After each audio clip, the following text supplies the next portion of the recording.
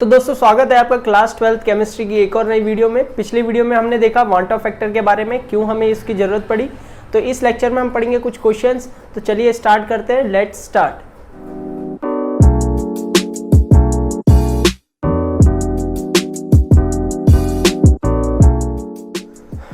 तो पहला क्वेश्चन है आपके सामने कि the vapour pressure of pure water at 298 Kelvin is 23.8 mm of Hg। तो पहले क्वेश्चन में बोल रखा है कि 298 केल्विन पे जो हमारा प्योर वाटर का वेपर प्रेशर है वो है हमारा 23.8 mm ऑफ Hg। तो हमें क्या दे रखा है, ये हमें प्योर का दे रखा है, वाटर का सॉल्वेंट, प्योर सॉल्वेंट का दे रखा है। तो ये हो जाएगा हमारा PB0। बी में क्यों लिख रहा हूँ, क्योंकि सॉल्वेंट को मैंने बताया था बी मान के चलेंगे और सॉल्यूट को हम ए मान के चलेंगे। तो सॉल्वेंट, प्योर सॉल्वेंट बी का दे रखा है। तो ये कितना दे रखा है हमें, 23.8 mm ऑफ Hg। ठीक है, तो पहली चीज ये दे रखी थी। फिर उसने आगे क्या बोला है, उसने बोला है कि 50 gram of urea is dissolve in 850 gram of water. मतलब हमने नॉन वोलेटाइल सॉल्यूट जो हमारा यूरिया था वो अब डिजॉल्व किया, तो उसके बाद किसमें, 850 ग्राम ऑफ वाटर में। फिर उसने बोला calculate the vapour pressure of water. अब हमें पता है वेपर प्रेशर क्या होता है, कम हो जाता है। तो हमें जो कम हुआ है, जब वो सॉल्यूट हमने डालने के बाद जो हमारा वेपर प्रेशर में कमी आई है वाटर की, वो हमें निकालनी है एक तो, और दूसरा हमें निकालना है कि इट्स रिलेटिव लोवरिंग। हमें रिलेटिव लोवरिंग निकालना है कि पूरा रिलेटिव लोवरिंग हमारी कितनी की हुई है। तो हम देखते हैं इसमें। तो अगर ये है रिलेटिव लोवरिंग का क्वेश्चन, तो मैं आपको बता दूं कॉलिगेटिव प्रॉपर्टी जो हमने पढ़ी थी उसमें हमने मैथमेटिकल एक्सप्रेशन पढ़ा था, P10 minus P solution upon में P10 हमारा क्या है, सॉल्वेंट का प्योर वेपर प्रेशर। ठीक है, इक्वल टू में मोल फ्रैक्शन ऑफ सॉल्यूट। ठीक है, तो मोल फ्रैक्शन ऑफ सॉल्यूट एक्स से ये था हमारा। तो ये हमारी मैथमेटिकल एक्सप्रेशन है, इसी की मदद से हम क्या करेंगे, इस क्वेश्चन को सॉल्व करेंगे। तो देखते हैं और क्या चीज़ दे रखी थी हमें। गिवन मास ऑफ सॉल्यूट दे रखा था कितना, 50 ग्राम दे रखा है हमें। और हमें गिवन मास ऑफ अगर मोलर मास निकालेंगे सॉल्यूट का, तो मोलर मास क्या देखेंगे तो हम NH2CO, NH2 हमारा क्या होता है, ये हमारा क्या है, जो हमारा सॉल्यूट था। अगर इसका मोलर मास निकालेंगे कितना हो जाएगा, 14 × 2 28 प्लस में 4, H4 है 4 और कार्बन का 12, ऑक्सीजन का 16। तो ये हो जाएगा 16 4 20 और 20 और 40 60। तो हमारा मोलर मास ऑफ सॉल्यूट कितना हो जाएगा, 60। ठीक है, 60 ग्राम हो गया। उसके बाद हमें क्या बोल रखा है, हमें सॉल्यूट का मास भी दे रखा है, सॉल्वेंट का मास दे रखा है हमें। सॉल्वेंट का मास देखेंगे तो कितना दे रखा है हमें, 850 ग्राम में हमने क्या किया, डिसॉल्व किया है। और मोलर मास ऑफ सॉल्वेंट हमारा क्या हो जाएगा, वाटर है तो कितना हो जाएगा, 18 ग्राम। ठीक है, तो ये सारी चीज़ें हमें गिवन थी जो आपके सामने लिखी हुई है। उसके बाद हमें निकालना क्या था, हमें निकालना है एक तो कि सॉल्यूशन का अब क्या हो जाएगा, जो वेपर प्रेशर है सॉल्यूशन का क्या हो जाएगा, क्योंकि अब सॉल्यूशन का वेपर प्रेशर कम हो जाता है, तो सॉल्यूशन का वेपर प्रेशर निकालना है हमें। दूसरा हमें क्या निकालना है, पूरा रिलेटिव लोवरिंग निकालना है। तो चलिए देखते हैं, मैथमेटिकल एक्सप्रेशन में देख के चलें तो हमें क्या चीज़ निकालनी है, एक तो निकालना है हमें P ऑफ सॉल्यूशन। ठीक है, ये तो हमें दे रखा है वाटर का, इसको PB, ये जो हमें गिवन है PB0 वही चीज़ें। ठीक है, तो ये हमें क्या है, ये तो गिवन है हमें। मोल फ्रैक्शन हम निकाल सकते हैं क्योंकि गिवन मास हमारे सब पता है, सॉल्यूट का भी सॉल्वेंट का भी। तो मोल फ्रैक्शन से मोल फ्रैक्शन हम निकाल सकते हैं सॉल्यूट का, और हमें सॉल्यूशन का वेपर प्रेशर जो होगा वो हमें निकालना है। ठीक है, और दूसरा हमें पूछा रिलेटिव लोवरिंग। रिलेटिव लोवरिंग मैंने बताया था क्या होता है, रिलेटिव लोवरिंग यानी पूरा टोटल निकालना है हमें। ठीक है, इसकी वैल्यू क्या होगी, तो अगर हम मोल फ्रैक्शन निकाल लें सॉल्यूट का तो वो किसके बराबर है, रिलेटिव लोवरिंग के बराबर। मैंने आपको जब कॉलिगेटिव प्रॉपर्टी में बता रहा था, मैंने बता रहा था ये जो हमारा होता है ये है लोवरिंग इन वेपर प्रेशर, ये पूरा है हमारा relative lowering in vapour pressure. ठीक है, तो अगर हम देखेंगे जो P ऑफ सॉल्यूशन निकालेंगे, कैसे निकालेंगे, P ऑफ सॉल्यूशन निकालने के लिए PB0 हमें दे रखा है कितना है, मैं दोबारा से नहीं लिख रहा मैथमेटिकल एक्सप्रेशन, वहीं पे देख लेना आप। PB0 जो है हमारा कितना है, 23.8। ठीक है, P ऑफ सॉल्यूशन कितना क्या है, हमें निकालना है। ठीक है, कि वाटर जब सॉल्यूशन बना दिया उसके बाद वाटर का कितना वेपर प्रेशर लो हो जाएगा। ठीक है, तो ये हमें निकालना है। नीचे क्या है, 23.8 ही आएगा, इक्वल टू में मोल फ्रैक्शन ऑफ सॉल्यूट। तो मोल फ्रैक्शन ऑफ सॉल्यूट कैसे निकालते हैं, mole fraction of solute number of moles of A upon में number of moles of A plus number of moles of B, यानी सॉल्यूट के अपॉन में solvent में, ऐसे निकालते हैं। मैंने बताया था आप इसे क्या कर सकते हो, नेग्लेक्ट भी कर सकते हो मोल्स ऑफ सॉल्यूट को, क्योंकि ये कम होते हैं, सॉल्वेंट के मुकाबले बहुत कम होते हैं, तो इतने ज़्यादा कैलकुलेशन में दिक्कत नहीं आती। बट अगर आपकी कैलकुलेशन सिंपल है, पेपर में आपको क्या करना है, इसको रख के करना है ताकि आपका एक्यूरेट आंसर आए। तो अगर मैं यहाँ पे क्या करता हूँ, इसको नेगलेक्ट कर देता हूँ और तब सॉल्व कर रहा हूँ, ठीक है, कैलकुलेशन थोड़ी आसान करने के लिए, तो मैं number of moles of A क्या होता है, given mass of A upon में मोलर मास ऑफ ए, और इसको देखूंगा तो ये भी given mass of B upon में मोलर मास ऑफ बी, ऊपर करूंगा रिवर्स हो जाएगा, तो molar mass of B upon में गिवन मास ऑफ बी, ठीक है। इसको अगर मैं सॉल्व करूंगा तो ये आएगा मेरा गिवन मास ऑफ ए कितना है, मेरा गिवन मास ऑफ ए है मेरा 50 ग्राम, ठीक है, मोलर मास ऑफ ए कितना है 60 ग्राम, ठीक है। और अगर इसको मल्टीप्लाई करेंगे, गिवन मास ऑफ ये मोलर मास ऑफ बी कितना है हमारा 18 ग्राम, और इसका कितना है 850 ग्राम, ठीक है।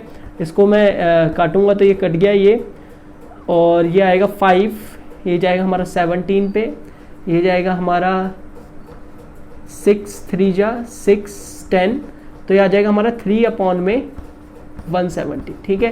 तो हमारा मोल फ्रैक्शन जो था हमारा सॉल्यूट का वो हमने निकाले यहाँ पे 3 अपॉन में 170। अब इसको सॉल्व करेंगे, एक बार इतना लिख लीजिए फिर मैं इसको बताता हूँ, ठीक है।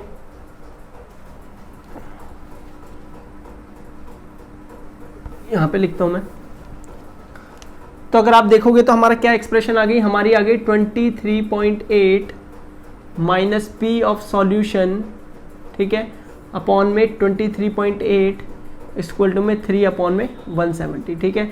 तो अगर आप पी ऑफ सॉल्यूशन के लिए सॉल्व करोगे तो 23.8 माइनस पी ऑफ सॉल्यूशन, इसको मल्टीप्लाई करेंगे उधर तो आएगा आपका 71.4 अपॉन में 170, ठीक है।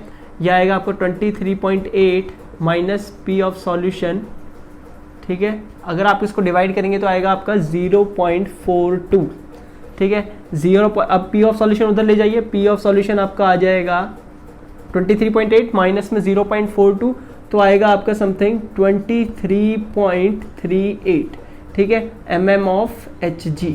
तो ये है हमारा आंसर, ये हमारा क्या है, पी ऑफ सॉल्यूशन हमने निकाला कि हमारा पी ऑफ सॉल्यूशन क्या है 23.38 mm ऑफ Hg। ऐसी अगर हम देखेंगे दूसरी चीज़ हमें क्या निकालने के लिए बोली है, दूसरी चीज़ हमें निकालने के लिए बोली है रिलेटिव लोवरिंग, हमें निकालना है रिलेटिव लोवरिंग। तो मैंने बताया था ये पूरा जो है ये क्या है हमारा रिलेटिव लोवरिंग है, तो यहाँ पे जो वैल्यू आएगी वो क्या होगी, हमारी रिलेटिव लोवरिंग की होगी।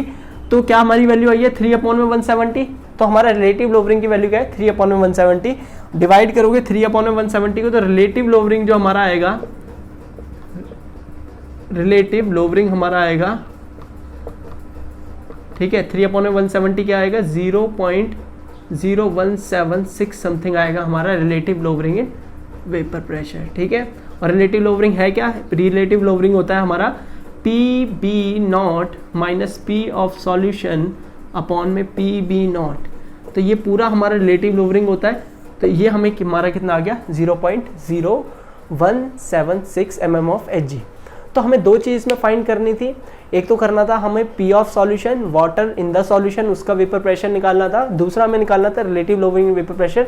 तो बहुत सिंपल था, ऐसे ही आपको बस जो भी हमारी मैथमेटिकल एक्सप्रेशन हमने पढ़ी हुई है पिछली, उनके आपको सब टर्म्स याद होनी चाहिए कि क्या क्या चीज़ें हमने उसमें मतलब हर एक टर्म्स को हम क्या किस किस नाम से जानते हैं, ठीक है। तो ऐसे ही हम दूसरे क्वेश्चन में चलते हैं। दूसरा क्वेश्चन है आपके सामने, क्वेश्चन है हमारा दूसरा, calculate mass of non volatile solute. हमें क्या करना है, मास निकालना है नॉन वॉलेटाइल सॉल्यूट का, जिसका मोलर मास हमें गिवन है 40 ग्राम। तो हमें क्या निकालना है, लिख देता हूं मैं यहाँ पे, हमें निकालना है mass of non volatile solute, मतलब जो हम नॉन वॉलेटाइल सॉल्यूट डाल रहे हैं उसका मास निकालना है, mass of non volatile solute ये निकालना है हमें। गिवन क्या है, हमें मोलर मास ऑफ सॉल्यूट दे रखा है हमें कितना 40 ग्राम, ठीक है। मोलर मास ऑफ सॉल्यूट हमें दे रखा है कितना 40 ग्राम, ठीक है। तो ये हमारा मोलर मास ऑफ सॉल्यूट है। उसने बोला विच शुड बी डिजॉल्व इन, जिसे हमने किस में डिजॉल्व किया है नॉन वोलेटाइल सॉल्यूट को, 114 ग्राम ऑफ ऑक्टेन। ऑक्टेन के 140 ग्राम, ऑक्टेन हमारा सॉल्वेंट होता है, ठीक है। ऑक्टेन, ऑक्टेन को अगर हम देखें, ऑक्टेन होता है हमारा C8H18 हाइड्रोकार्बन है। इसका मास अगर हम निकालेंगे 18 मतलब 12, 8 जो हमारा होता है 96 प्लस में 18 यानी 114 ग्राम। तो इसका मोलर मास भी कितना है 114 ग्राम, और गिवन मास भी कितना दे रखा है हमें 114 ग्राम, ठीक है। मोलर मास कितना है हमारा 114 ग्राम, जो अभी हमने यहाँ पे निकाला, ठीक है। उसने पूछा क्या है, उसने पूछा है कि molar mass of 40 gram which should be dissolve in 114 gram of octane to reduce its vapour pressure to 80%। उसका जैसा हमें पता है नॉन वोलेटाइल सॉल्यूट डालते हैं तो वेपर प्रेशर क्या हो जाता है, लोअर कर जाता है, कम हो जाता है, ठीक है। तो उस हमने इतना नॉन वोलेटाइल सॉल्यूट डाल दिया, मतलब ऑक्टेन में इतना जो हमने ये डाला है जिसका मास हमें निकालना है, वो नॉन वोलेटाइल सॉल्यूट का हमने इतना मास डाला है कि उसका वेपर प्रेशर 80% तक चला गया है, मतलब कि 20% कम हो गया है, ठीक है। तो 80% तक उसका मोलर मास गया, तो हमने लेट किया, ठीक है, let the pure vapour pressure is x, ठीक है। हमने क्या लेट किया, हमने किया प्योर वेपर प्रेशर जो था किसका, सॉल्वेंट का या ऑक्टेन का, वो कितना था x, ठीक है। उसने क्या बोला है, सॉल्यूट डालने के बाद उसका वेपर प्रेशर कितना हो गया, अब 80% पे चले गया, ठीक है। 2 रिड्यूस हो गया कहाँ तक, 80% तक रिड्यूस हो गया, ठीक है। तो अगर 80% तक रिड्यूस हुआ है, तो अगर मैं बात करूं, मैं फॉर्मूला लिख रहा हूं यहाँ पे P1 not minus P of solution upon में P1 नॉट, ठीक है। तो अगर आप इसमें देखोगे तो P1 नॉट हमें क्या दे रखा है, हमें पता है x है हमारा P1 नॉट, ठीक है। जो प्योर सॉल्वेंट था हमारा उसका कितना है, हमें पता है कितना x है, ठीक है। अगर हम P ऑफ सॉल्यूशन की बात करें, वो कहाँ पे पहुंच गया, 80% ऑफ x पे पहुंच गया है, क्योंकि हमें पता है टोटल x है, उसने बोला 80% तक रिड्यूस हो चुका है। तो अगर हम देखेंगे P ऑफ सॉल्यूशन क्या होगा, 80% ऑफ x, तो 80% ऐसे निकालते हैं x का 80%, तो अगर आप देखोगे इसमें आ जाएगा आपका 0.8x, तो कितना आ गया हमारा 0.8x, हमारा क्या है P ऑफ सॉल्यूशन आ गया। तो अगर हम देखेंगे यहाँ पे कितना आ जाएगा 0.8x, क्योंकि हमें पता था कहाँ तक रिड्यूस हो गया, 80% ऑफ x तक रिड्यूस हो गया। इसका मतलब सॉल्यूशन का अब जो वेपर प्रेशर है वो किसका कितना होगा, 80% किसका, x का। तो 80% ऑफ x निकाला हमने, हमारा क्या आया, P ऑफ सॉल्यूशन 0.8x। ये किसके बराबर होता है, हमारा मोल फ्रैक्शन ऑफ सॉल्यूट के, ठीक है। मोल फ्रैक्शन ऑफ सॉल्यूट मैंने बताया था कैसे निकालेंगे, नंबर ऑफ गिवन मास हमें पता है, गिवन मास हमें निकालना है, मोलर मास हमें पता है, ठीक है। ये उल्टा हो जाएगा, पिछले क्वेश्चन में याद करो, ये उल्टा हो जाएगा, नीचे से ऊपर हो जाएगा, तो हो जाएगा 114 अपॉन में 114, ठीक है, क्योंकि गिवन मास भी सेम था, मोलर मास भी सेम था, तो ये कट जाएगा। तो कितना आ जाएगा हमारा, अगर आप इसको सॉल्व करोगे इधर की साइड, तो क्वेश्चन में हटा देता हूँ, ठीक है। आपको समझ आ गया क्वेश्चन क्या चीज़ थी, क्वेश्चन में हमें क्या निकालना है, हमें बस ये निकालना है कि जो मोलर मास है वो कितना है, ठीक है। मोलर मास निकालना है हमें इसका, तो मैं ऊपर को तो क्वेश्चन हटा देता हूँ मैं, आपको पता चल गया क्वेश्चन में करना क्या है, हमें क्या निकालना है, गिवन मास निकालना है किसका, सॉल्यूट का। तो क्वेश्चन हटा देता हूँ मैं, यहाँ पे लिखवाता हूँ। अब इसको सॉल्व करेंगे तो क्या हो जाएगा, x माइनस 0.8x, कितना बचेगा 0.2x, और नीचे क्या है x, और उधर कितना बच गया हमारा, उधर है हमारा गिवन मास अपॉन में 40, ठीक है। x से x कट गया, तो गिवन मास ऑफ सॉल्यूट कितना आ जाएगा 40 इंटू 0.2, 40 इंटू 0.2 आ जाएगा हमारा 8 ग्राम। तो हमारा कितना मास था सॉल्यूट का, 8 ग्राम, मतलब नॉन वोलेटाइल सॉल्यूट जो हमने डाला था वो हमारा कितना आएगा, 8 ग्राम, ठीक है। अगर आप पूरी एक्यूरेसी से निकालेंगे यहाँ पे, क्योंकि यहाँ पे सॉल्यूट की मात्रा इतनी ज़्यादा नहीं थी, पूरी एक्यूरेसी से निकालेंगे, number of moles of solute के यहाँ पे रख के नीचे अपॉन में जो number of moles of solute हमने नेगलेक्ट किए हैं, अगर आप वो रख के निकालेंगे तो हमारा आंसर आएगा 10 ग्राम, ठीक है। तो आप उससे सॉल्व करके देख लेना, वो हमारा क्या आएगा 10 ग्राम, उसको आप अपनी कॉपी में लिखना है, ठीक है। तो ये था हमारा दूसरा क्वेश्चन। अगला तीसरा क्वेश्चन आपके सामने, तो अगला क्वेश्चन है हमारे सामने कि the two elements A and B form compound AB2 and AB4। हमारे पास दो एलिमेंट है A and B जो दो तरीके के कंपाउंड बनाते हैं, AB2 and AB4, ठीक है। दो तरीके के हमारे क्या बनाते हैं कंपाउंड। उसने बोला when dissolved in 20 gram of benzene, जब हम उन कंपाउंड्स को अलग अलग है किसमें, 20 ग्राम बेंजीन जो हमारा सॉल्वेंट है उसमें डालते हैं, ठीक है। तो 1 ग्राम ऑफ AB2, अगर हम 1 ग्राम डालते हैं AB2 को, तो उसकी वजह से lowers the freezing point by 2.3 kelvin, जो उसकी वजह से क्या होता है, फ्रीजिंग पॉइंट 1.3 केल्विन क्या हो जाता है, कम हो जाता है, ठीक है। 1.3 केल्विन क्या हो जाता है, कम हो जाता है। उसने बोला where as 1 gram of AB4 lowers by 1.3 kelvin. अगर हम AB4 को 1.1 ग्राम डालते हैं तो उसकी वजह से 1.3 केल्विन कम हो जाता है। तो इसका मतलब जो हम AB2 और AB4 डाल रहे हैं वो हमारा क्या है, नॉन वोलेटाइल सॉल्यूट है। और ये कॉलिगेटिव प्रॉपर्टी जिसके बारे में हमने पढ़ा हुआ है, डिप्रेशन एंड फ्रीजिंग पॉइंट, उसको उसकी वो चीज़ हमारी इस क्वेश्चन में यूज़ हो रही है। तो हमारा क्या है इसमें बोल रखा है, और निकालना क्या है इसमें, निकालना है हमें calculate mass of A and B, molar mass निकालना है ए और बी का। ठीक है, तो देखते हैं क्या क्या चीज़ें दे रखी है हमें। तो हमें बोल रखा है ए और बी एलिमेंट है, AB2 एंड AB4 बना रहे हैं। तो दो केस बनेंगे इसमें, क्योंकि हमारे दो बार सॉल्यूट डल रहे हैं, एक बार AB2 डल रहा है, एक बार AB4 डल रहा है। तो केस फर्स्ट देखते हैं, बहुत इंपॉर्टेंट क्वेश्चन है। तो केस फर्स्ट, और यहाँ पे मैं लिख रहा हूँ केस सेकेंड। तो केस फर्स्ट में देखें, तो केस फर्स्ट में AB2 के लिए मान रहा हूँ और केस सेकेंड में मान रहा हूँ AB4 के लिए। तो अगर मैं AB2 को देखता हूँ, AB2 का हमने कितना मास लिया था, AB2 का हमने मास लिया 1 ग्राम। ठीक है, तो मैं AB2 ही लिख देता हूँ, given mass of AB2 1 gram. Molar mass of AB2 हम नहीं निकाल सकते क्योंकि AB2 एक हमें पता नहीं है AB2 में कौन सा एलिमेंट है। ठीक है, तो ये लेट करें ए और बी कोई सा भी एलिमेंट हो सकता है। तो AB2 हमारा मोलर मास हम कितना लेंगे इसके पता नहीं है, तो इसको हमें नहीं लेना। ऐसे गिवन मास ऑफ सॉल्वेंट हमारा क्या है, बेंजीन। तो बेंजीन का हमें मास कितना लेके चल रहा है, 20 ग्राम, क्योंकि हमने 20 ग्राम में दोनों को क्या किया है, डिसॉल्व किया है। ठीक है, 1 ग्राम।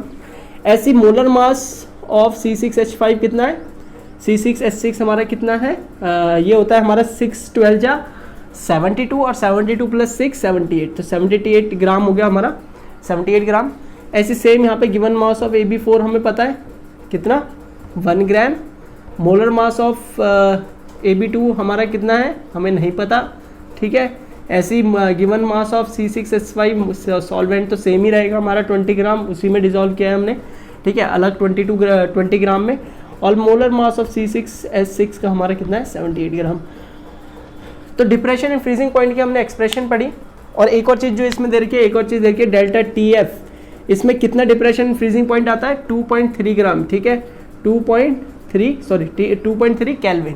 ठीक है, और इधर कितना डिप्रेशन होता है जब हम कितना सॉल्वेंट डाल रहे हैं, 1 ग्राम डाल रहे हैं AB4 का, तब हमारे डिप्रेशन हो रहा है 1.3 केल्विन का। ठीक है, तो हमें देखना है, हमें क्या निकालना है, मोलर मास निकालना है A का और B का। ठीक है, तो अगर हम इसमें देखें, और KF भी दे रखा है इसमें लास्ट में, KF दे रखा है 5.1, तो वो KF तो सेम ही रहेगा क्योंकि सॉल्वेंट पे डिपेंड करता है। तो 5.1 केल्विन kg पर मोल। ठीक है, ये हमें क्या दे रखा है, KF की वैल्यू दे रखी है, जो दोनों के लिए क्या होगी, सेम होगी। तो एक बार इधर लगाते हैं रिलेशन, डेल्टा TF क्या होती है, डेल्टा TF इक्वल टू में KFM। ठीक है, ये हमारी रिलेशन होती थी। इसको अगर हम देखेंगे, डेल्टा TF कितना आ रहा है इस वाले केस में, 2.3, KF कितना है, KF है हमारा 5.1। ठीक है, मोलैलिटी कितनी आएगी, गिवन मास 1 ग्राम है, मोलर मास कितना है निकालना है वो तो हमें। ठीक है, और 1 में मास ऑफ सॉल्वेंट, सॉल्वेंट का मास कितना है, 20 ग्राम। ठीक है, और 1000 से मल्टीप्लाई। ठीक है, क्योंकि क्या है ग्राम में, तो इसे काटेंगे तो 5 आ जाएगा। कितना आ जाएगा, 2.3 इक्वल टू में 5.1 को 5 से मल्टीप्लाई, 50 आ जाएगा। 5.1 को 50 से मल्टीप्लाई करोगे तो कितना आएगा, 255 आ जाएगा। और नीचे हमारा मोलर मास ऑफ AB2। यहाँ से अगर हम molar mass of AB2 calculate करेंगे तो कितना आएगा, मल्टीप्लाई कर दो, वो डिवाइड कर दो 255 को 2.3 से, तो समथिंग हमारा आएगा 110.86। ठीक है, ये हमारा क्या है, हमारा आ गया AB2 का मोलर मास। जैसे हम निकालते थे C6H6 का, वैसे ही हमारा AB2 का ही मोलर मास कितना आया है, ये कंपाउंड है, कितना है इसका 110.86 ग्राम। ऐसे सेम इसका करेंगे, डेल्टा TF इक्वल टू में KFM। डेल्टा TF इसमें कितना आया, 1.3, KF की वैल्यू कितनी है, 5.1। और मोलर अगर मोलैलिटी देखें तो मोलैलिटी सेम इसी की तरह रहेगी हमारी, क्योंकि 20 ग्राम ही है, तो इसको मैं डायरेक्टली लिख देता हूँ 50 में मोलर मास ऑफ AB4। ठीक है, क्योंकि 1 ग्राम ही था ये भी सॉल्वेंट, और सॉलिड भी हमारा 20 ग्राम था, तो वही एक्सप्रेशन मैंने यहाँ पे लिख दी। और इसको मल्टीप्लाई करके करूँगा तो मैं आएगी मेरी 255 में मोलर मास ऑफ AB4। तो मोलर मास ऑफ AB4 अगर मैं यहाँ से निकालूँ तो आएगा मेरा 196.255 को 1.3 से डिवाइड करके और इसको इधर ले आओ तो आएगा 196.15 ग्राम। ठीक है, तो ये हमारा आ गया मोलर मास ऑफ AB4। ठीक है, तो ये था, हमने क्या निकाल दिया, मोलर मास AB2 का निकाल लिया, मोलर मास AB4 का निकाल लिया। पर हमें चाहिए क्या, हमें चाहिए molar mass of A and molar mass of B, मतलब मास क्या है मोलर मास ए का और बी का क्या है। तो देखते हैं आगे। तो क्वेश्चन में हटा देता हूँ यहाँ से। तो मोलर मास ऑफ AB2 हमारा 110.86। तो अगर इसका मोलर मास अगर मैं एक्सपेंड करके लिखूँगा कैसे निकालेंगे, A प्लस में 2 इंटू बी कितना 110.86, ऐसे AB4 का निकालेंगे तो A प्लस में 4B कितना आया हमारे पास 196.515। ठीक है, यहाँ पे अगर हम सॉल्व करेंगे एलिमिनेशन मेथड से तो ये कट गया, A से माइनस का 85.29। तो B की वैल्यू आ जाएगी हमारी, माइनस से माइनस कट गया, तो B की वैल्यू हमारी आ जाएगी 42.6 समथिंग ग्राम। तो इससे हमारी B की वैल्यू आ गई। फिर हम क्या करेंगे, B की वैल्यू पुट कर देंगे किसी भी इक्वेशन में तो A की वैल्यू हमारी आ जाएगी। तो ये थे इसका आंसर। B हमें क्या निकालना था, मोलर मास निकालना था। किया क्या था, हमें दो केस दे रखे थे, A B, हमें बोला था A और B एलिमेंट दो थे, वो हमारे दो तरीके के कंपाउंड बना रहे हैं। उन दो कंपाउंड को 1-1 ग्राम अगर हम 20 ग्राम बेंजीन में डालते हैं तो उसकी वजह से जो डिप्रेशन एंड फ्रीजिंग पॉइंट आता है सॉल्यूशन का, वो हमें पता था। और फिर हमें क्या कर दिया, A और B का हमने मोलर मास निकाला। इसी के साथ चलते हैं हम अपने दूसरे क्वेश्चन पे। तो अगला चौथा क्वेश्चन है हमारा आपके सामने, जिसमें बोल रखा है कि boiling point of water at 750 mm of Hg। 750 mm of Hg के बारे में बात करेंगे तो वो क्या है हमारा 1 atm के इक्विवेलेंट ही है। ठीक है, तो 1 atm पे हमें क्या दे रखा है, बॉइलिंग पॉइंट दे रखा है किसका, वाटर का 99.63 degree Celsius. How much sucrose is to be added, कितना सुक्रोज हमें ऐड करना पड़ेगा। सुक्रोज एक नॉन वोलेटाइल सॉल्यूट है। ठीक है, तो कितना हमें सुक्रोज ऐड करना पड़ेगा 500 ग्राम ऑफ वाटर में, बोल रखा है to added to 500 gram of water such that it's boil at 100 degree Celsius. हमें पता है कि अगर हम नॉन वोलेटाइल सॉल्यूट डालते हैं तो बॉइलिंग पॉइंट क्या कर जाता है, बढ़ जाता है, एलिवेशन इन बॉइलिंग पॉइंट, जो हमारी कॉलिगेटिव प्रॉपर्टी थी। तो उसने बोला कि पहले जो था, जो हमारे प्रेशर 750 mm ऑफ Hg पे था, वो था 99.63 डिग्री सेल्सियस। ठीक है, ये हमारा बॉइलिंग पॉइंट था। उसने बोला कि हमें कितना सुक्रोज डालना पड़ेगा कि हमारा जो बॉइलिंग पॉइंट है वो कितना हो जाए, 100 डिग्री सेल्सियस हो जाए। ठीक है, कितने सॉल्वेंट में डालना है, 500 ग्राम सॉल्वेंट यानी वाटर में।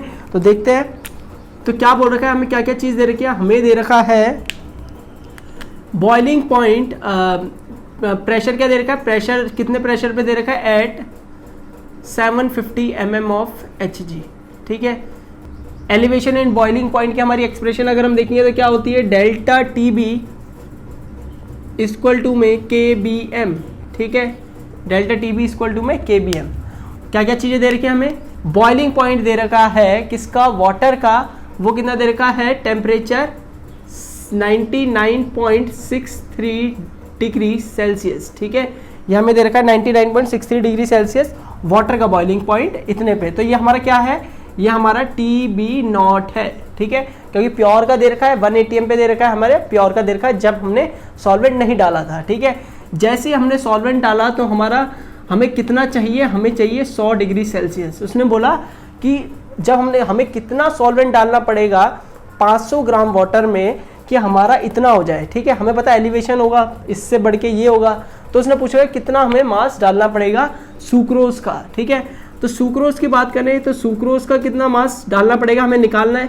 तो गिवन मास ऑफ ए हमें निकालना है और मोलर मास ऑफ ए हमें पता है सुक्रोज क्या होता है, C12H22O11। ठीक है, तो इसका मोलर मास निकालोगे तो आपका आएगा 342 ग्राम। ठीक है, तो मोलर मास यहाँ पे है 342 ग्राम किसका, सुक्रोज का। ठीक है, अब यहाँ पे हमें चीज़ें दे रखी है, क्या दे रखा है, गिवन मास ऑफ सॉल्वेंट कितना दे रखा है हमें 500 ग्राम। ठीक है, 500 ग्राम हमें सॉल्वेंट में दे रखा है कि इतने सॉल्वेंट में हम क्या डालेंगे, इतने सॉल्वेंट में हम अपना सॉल्यूट डालेंगे। तो कब ये हमारा 100 डिग्री सेल्सियस हो जाएगा। तो अगर हम देखेंगे ये क्या होता है, ये हमारा होता है TB माइनस TB0। इसको मैंने और इलेबोरेट कर दिया, एलिवेशन इन बॉइलिंग पॉइंट। और KB हमारा दे रखा है हमें, KB दे रखा है हमें। तो KB की वैल्यू हमारी वाटर की होती है, KB की वैल्यू होती है 0.52 केल्विन kg पर मोल। ठीक है, ये हमारी क्या होती है, KB की वैल्यू होती है। तो अगर हम इसमें देखें, इसमें KB की वैल्यू कितनी है, 0.52 मैंने पुट कर दी। मोलैलिटी क्या होती है, गिवन मास जो हमें निकालना है, मोलर मास 342 1 अपॉन में मास ऑफ सॉल्वेंट जो हमें दे रखा है 500 ग्राम, ठीक है, तो 1000 से ऊपर मल्टीप्लाई कर दिया मैंने, ठीक है। तो अगर इसको टीबी हमें क्या दे रखा है, टीबी भी दे रखा है हमें कितना 100 माइनस 99.63 जो हमारा क्या था टीबी नॉट, और इसको अगर हम सॉल्व करेंगे तो ये हो जाएगा हमारा 2, ये हमारा हो जाएगा 171, ठीक है, ये हमारा सॉल्व करके आ जाएगा।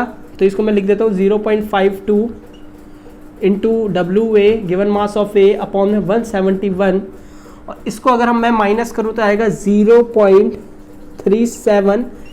इस हमें क्या करना पड़ेगा, गिवन मास के लिए इधर मल्टीप्लाई के लिए लिया है, गिवन मास ऑफ ए के लिए मल्टीप्लाई में लिया है, इसको मैं क्या ले जा रहा हूँ, डिवाइड में ले जा रहा हूँ, ठीक है। तो इसको सॉल्व करेंगे हम, गिवन मास ऑफ ए, तो इसको अगर आप सॉल्व करेंगे तो इसको सॉल्व करने पे आएगा गिवन मास ऑफ ए 121.6। तो ये है हमारा सुक्रोज का मास। तो हमारा मास ऑफ सुक्रोज आया 121.6 ग्राम। तो इसमें बोला क्या था, इसमें बोला था कि हमें कितना डालना पड़ेगा सुक्रोज का मास कि हमारा एलिवेशन इन बॉइलिंग पॉइंट यहाँ से इधर हो जाए, ठीक है। तो हमें वही निकालना था कि सुक्रोज का हमें कितना मास डालना पड़ेगा इतने सॉल्वेंट में कि हमारा जो एलिवेशन इन बॉइलिंग पॉइंट है वो 99.63 से 100 डिग्री सेल्सियस हो जाए। तो हमें कितना मास डालना पड़ेगा, 121.6 ग्राम ऑफ सुक्रोज डालना पड़ेगा। तो चलिए अगले क्वेश्चन पे चलते हैं। अगला क्वेश्चन एक बार, तो अगला क्वेश्चन हमारा थ्योरेटिकल है। पहले क्वेश्चन में बोला है कि हमारे पास दो लिक्विड है A and B. A liquid A जो है हमारा उसका बॉइलिंग पॉइंट है 145 डिग्री सेल्सियस, और लिक्विड बी है उसका बॉइलिंग पॉइंट है हमारे पास 190 डिग्री सेल्सियस। हमसे पूछा गया है कि 80 डिग्री सेल्सियस पे किसके वेपर प्रेशर ज़्यादा बनेंगे। तो बात करें वेपर प्रेशर की, बात करें बॉइलिंग पॉइंट की, तो बॉइलिंग पॉइंट हमारा क्या होता है कि एक ऐसा टेम्परेचर जिसपे vapour pressure of liquid atmospheric pressure के बराबर हो जाए, ठीक है। तो अगर हम देखें लिक्विड ए का, लिक्विड ए है हमारा 145 डिग्री सेल्सियस, दूसरे का बॉइलिंग पॉइंट है हमारा 190 डिग्री सेल्सियस।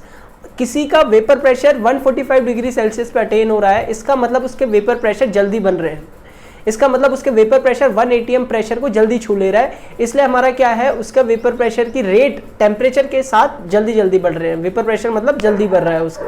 अगला क्वेश्चन है हमारे पास जिसमें बोल रखा है कि दो लिक्विड है हमारे पास ए एंड बी, जिसका बॉइलिंग पॉइंट हमें दे रखा है 145 degree Celsius and 190 degree Celsius, और हमें पूछा है कि 80 डिग्री सेल्सियस पे किसके वेपर प्रेशर ज़्यादा बनेंगे, लिक्विड ए के या लिक्विड बी के। तो अगर हम देखें बॉइलिंग पॉइंट क्या होता है, बॉइलिंग पॉइंट हमारे पास होता है जिसका मतलब है कि एक ऐसा टेम्परेचर जिस पे हमारा जो लिक्विड का वेपर प्रेशर है वो एटमॉस्फेरिक प्रेशर के बराबर हो जाए। तो इस अगर हमारा लिक्विड ए का 145 डिग्री सेल्सियस है टेम्परेचर बॉइलिंग पॉइंट, तो इसका मतलब उसका वेपर प्रेशर जल्दी एटमॉस्फेरिक प्रेशर को अटेन कर ले रहे हैं 145 डिग्री वाले को की बात करें। अगर हम 190 डिग्री सेल्सियस की बात करें तो उसका क्या हुआ, वेपर इतने जल्दी नहीं बन पा रहे कि वो एटमॉस्फेरिक प्रेशर के बराबर हो जाए। तो इसलिए अगर हम बात करें लिक्विड ए की जिसका बॉइलिंग पॉइंट 145 डिग्री सेल्सियस है, उसका 80 डिग्री सेल्सियस पे ज़्यादा वेपर बनेंगे क्योंकि उसके वेपर टेम्परेचर के साथ जल्दी जल्दी बन रहे हैं, ठीक है। तो इसका आंसर है लिक्विड ए, जिनके वेपर प्रेशर 80 डिग्री सेल्सियस पे ज़्यादा बनेंगे, ठीक है। ऐसे ही हम दूसरे क्वेश्चन पे आते हैं। दूसरा क्वेश्चन है हमारे सामने।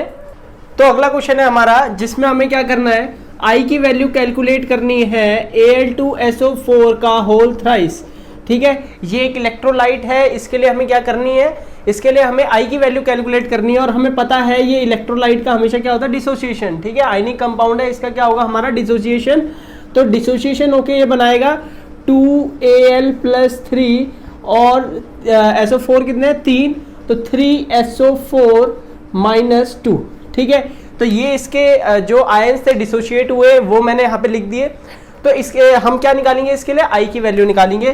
तो अगर हम देखें डिसोसिएशन के लिए आई की वैल्यू क्या होती है, आई की वैल्यू कैसे फाइंड करते हैं, 1 प्लस में n-1 अल्फा, ठीक है। ये वाला फॉर्मूला होता है आई की वैल्यू कैलकुलेट करने के लिए, जो हमने क्वांटम फैक्टर वाले लेक्चर में देखा था। तो अगर हम देखेंगे कि इसमें हमें क्या करना है, इसमें हम आई कैलकुलेट करना है, तो हमें क्या क्या चाहिए, हमें चाहिए एन और अल्फा। अगर हम एन की वैल्यू देखें तो इसमें एन की वैल्यू क्या है हमारी, एन की वैल्यू है 5। क्यों है 5? एन होता है हमारा नंबर ऑफ पार्टिकल्स जो हमें मिले हैं आफ्टर डिसोसिएशन। तो कितने मिले हैं, 2 Al थे और SO4 कितने थे, 3। तो हमें टोटल कितने मिले हैं, एन की वैल्यू कितनी हो जाएगी 5, क्योंकि हमें टोटल कितने पार्टिकल मिले हैं 5। तो n की वैल्यू 5 हो गई, इसमें रखेंगे n की वैल्यू 5 और साथ में हमारी अल्फा की वैल्यू क्या है, अल्फा की वैल्यू गिवन नहीं है, तो आपको क्या करना है, अल्फा की वैल्यू 1 लेके चलनी है, क्योंकि ये ऐसा इलेक्ट्रोलाइट है जिसे हम कहते हैं स्ट्रॉन्ग इलेक्ट्रोलाइट और इसका डिसोसिएशन का एक्सटेंट 100% होता है। तो इसलिए अगर हम देखेंगे तो वहाँ पे आपको क्या लेना है, अल्फा की वैल्यू 1। अगर कोई ऐसा क्वेश्चन आ गया जिसमें आपको अल्फा की वैल्यू पहले गिवन हो कि 0.5 है या 0.7 है, तो आपको वही लेके चलनी है, बट अगर गिवन नहीं है तो आपको क्या लेके चलना है, 1। तो अगर हम देखेंगे इसमें आई की वैल्यू क्या आती है, 1 प्लस में 5 माइनस में 1 4 इंटू 1 4 और ये आ जाएगी हमारी 5। तो आपने देखा इसमें आई की वैल्यू क्या आई हमारी 5। तो आपको इससे एक चीज़ ध्यान रखनी है कि कभी भी हमारा इलेक्ट्रोलाइट जब कंप्लीट डिसोशिएट होता है, मतलब 100% डिसोसिएशन हो, यानी अल्फा की वैल्यू 1 हो, तो जो हमारी एन की वैल्यू होती है वही हमारी आई की वैल्यू हो जाती है फॉर डिसोसिएशन। आपको क्या याद रखना है, ये आपको कभी कभी अगर बाई चांस जब जल्दी में सॉल्व करता है कोई बच्चा तो कभी कभी गलत आ जाता है, तो उसके दिमाग में ये चीज़ रहेगी, तो एक बार क्लिक कर जाएगा कि नहीं इसका 4 नहीं, इसका क्या आना चाहिए, 4 नहीं 5 आना चाहिए। तो इसलिए ये कभी कभी कैलकुलेशन मिस्टेक को आपको सुधारने की कोशिश करती है ये चीज़ें। अगर आपको ये चीज़ पता है कि अगर अल्फा की वैल्यू हमारी 1 रहती है, यानी जब डिसोसिएशन पूरा हो जाए 100% हो, तो हमारा क्या होता है, आई की वैल्यू किसके बराबर जाती है, जो एन की वैल्यू आएगी वही आई की वैल्यू ही आएगी। ठीक है, तो ये था हमारा डिसोसिएशन का क्वेश्चन, जिसमें हमें पता चला कि अगर हमें दे रखा हो कि कंप्लीट डिसोसिएशन हो रहा है तो अल्फा की वैल्यू 1 लेंगे और अगर आई की वैल्यू एन के बराबर हो जाएगी अगर कंप्लीट डिसोसिएशन होगा। तो चलते हैं अगले क्वेश्चन में, जिसमें हम देखेंगे कि अगर हमारा एसोसिएशन होगा तो कैसे हम निकालते हैं आई की वैल्यू। तो अगला क्वेश्चन है आपके सामने, जिसमें हमें दिया है कि बेंजोइक एसिड है हमारा, वो डाइमर फॉर्म करता है, तो हमें उसका क्या निकालना, आई की वैल्यू निकालनी है। ठीक है, और उसमें अल्फा की वैल्यू आपको दे रखी है, डिग्री ऑफ डिसोसिएशन की वैल्यू 0.5। ठीक है, 0.5 आपको क्या दे रखा है, डिग्री ऑफ डिसोसिएशन। तो देखते हैं इसका आंसर क्या होगा। तो हमें क्या दे रखा है, बेंजोइक एसिड। अगर मैं बताऊं कैसे इसमें एसोसिएशन हो रहा है तो देखते हैं। तो ये हमारा होता है बेंजोइक एसिड, तो एसोसिएशन हो रहा है हमारा, यानी डाइमर बना रहा है, उसने बोला है डाइमर बना रहा है। ठीक है, डाइमर से आपको समझना है 2 मॉलिक्यूल मिलके वो क्या हो रहा है, आपस में जुड़ जा रहे हैं। ठीक है, 2 आपस में मिलके क्या कर रहे हैं, एसोसिएशन कर रहे हैं। ठीक है, तो अगर हम देखेंगे तो कैसे होगा एसोसिएशन, C6H5, ठीक है, C double bond O OH, ऐसे यहाँ पे C6H5 और इस कार्बन से हमारा क्या जुड़ा होगा, एक OH जुड़ा होगा और एक क्या होगा, C डबल बॉन्ड O जुड़ा होगा। ठीक है, COOH। तो अगर हम देखेंगे यहाँ पे तो ऐसे ही C6H5 और इससे क्या जुड़ा होगा, C डबल बॉन्ड O और OH मैं ऊपर दिखा रहा हूं ताकि मैं इसमें क्या दिखा सकूं, एसोसिएशन दिखा सकूं, डाइमर दिखा सकूं। इसको हम कहते हैं dimer, due to hydrogen bonding उसमें क्या बन गया, हमारा डाइमर बन गया है। तो अगर हम आगे देखेंगे इसमें अगर एन की वैल्यू होगी हमारी क्या होगी, 2, क्योंकि साहब बोल रखा है डाइमर बना है, ट्राइमर होगा 3, टेट्रामर होगा 4 हो जाएगी एन की वैल्यू। तो आई की वैल्यू अगर हम निकालेंगे और अल्फा की वैल्यू क्या दे रखी है हमें, 0.5। ठीक है, कितना एक्सटेंड तक हमारा हो रहा है, 0.5, यानी अगर आप 100 डालोगे तो 50 में हमारा क्या हो जा रहा है, एसोसिएशन हो जा रहा है। तो 0.5 हमारी क्या दे रखी है, डिग्री ऑफ एसोसिएशन, कितना हमारा एसोसिएट हुआ है। तो अगर हम देखेंगे आई की वैल्यू कैसे निकालते हैं, 1 प्लस में 1 अपॉन में n माइनस में 1 अल्फा। ठीक है, तो अगर मैं देखूंगा यहाँ पे 1 प्लस में 1 अपॉन में n की वैल्यू क्या हो जाएगी, 2 माइनस में 1 अल्फा की वैल्यू 1/2 ले रहा हूँ 0.5 को। ठीक है, तो अगर मैं सॉल्व करूँगा 1 प्लस में माइनस का 1/2 और इंटू 1/2 हो जाएगा, तो ये हो जाएगा हमारा 1 माइनस और 1/4, तो हो जाएगा हमारा 3/4। तो हमारी आई की वैल्यू क्या आ गई, आई की वैल्यू आ गई हमारी 0.75। ठीक है, तो ये हमारी वांट ऑफ फैक्टर की एसोसिएशन की वैल्यू, आई की वैल्यू जो हमने किसकी निकाली है, जब हमारा बेंजोइक एसिड हमारा क्या करता है, एसोसिएशन करता है। तो इस क्लास में हमने वांट ऑफ फैक्टर भी निकालना सीख लिया कि कैसे हम वांट ऑफ फैक्टर निकालते हैं। अगली क्लास में हम देखेंगे वांट ऑफ फैक्टर के क्वेश्चन। तो इसी के साथ good bye and take care.